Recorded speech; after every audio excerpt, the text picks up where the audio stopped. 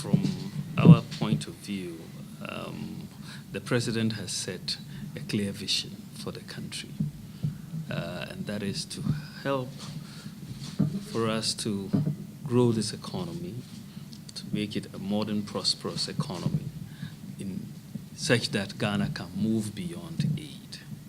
That is the goal that the president has set. We have been working at this since we've been in office for the last 2 years, yes, over 2 years, trying to restore macroeconomic stability. As you are aware, we came in and inherited an IMF program, the ECF program, and we've worked in collaboration with the IMF over the last 2 years. And the macro indicators have turned around in a very positive direction. Economic growth has recovered, from 3.7% to about 6.8% last year. Inflation is downward. The fiscal deficit, similarly, is downward. We hit about 3.7% last year. We've had 2 consecutive years of a primary budget surplus, which has been the first in a very long time that Ghana has had that. The trade side is in a positive balance. The current account has also been improving. And so on the macroeconomy side, we've had very good performance in there. We've had recent headwinds as far as the exchange rate is concerned, which has reacted to some of the international developments,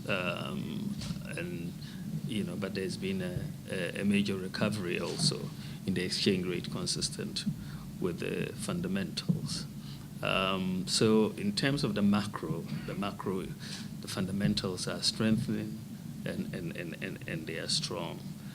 We have want to make sure the growth is inclusive, and so the country is making sure that we have free senior high school education, which is going to be very, very important for Ghana 10 to 15 years from now.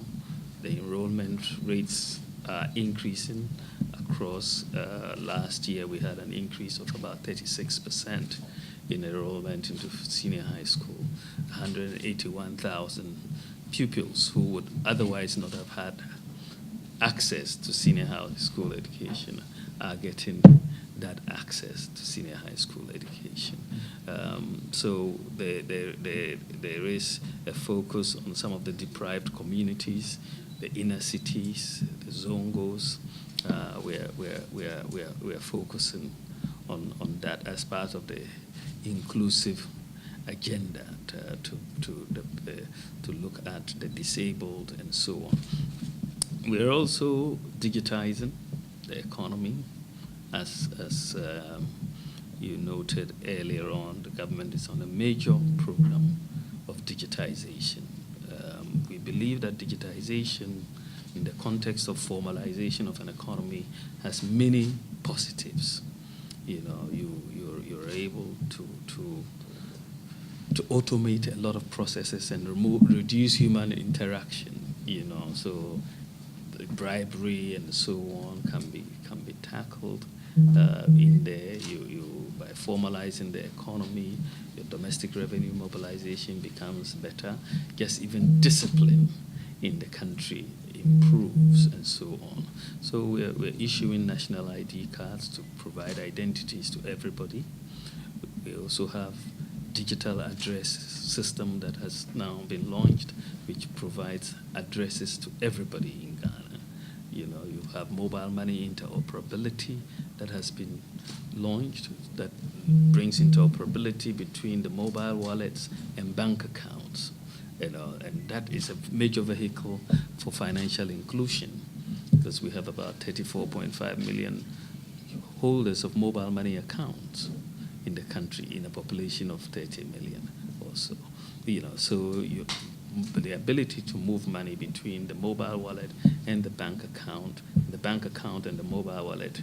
This is the first in Africa that has been done. And you are bringing in a lot of people to be able to access financial services, to receive payments from bank accounts and to make payments into bank accounts that didn't used to be there. And because of this, government services now, we are hoping later this year to make it cashless in terms of payments for government services, because now anybody with a mobile account can pay, and that will allow a bit more transparency and accountability as we move into the service provision space. So we are also doing a lot in the area of the business registration, moving into an automated e-business registration system, digital driver's licenses, passports, and so a whole gamut of reforms have been put in place in the digitization space that will move Ghana to the next level, and we will continue this whole area. Of course, we are also very, very interested in port reform. We've made our ports paperless, but what we are realizing is that our ports may not necessarily be the most competitive in the West Coast.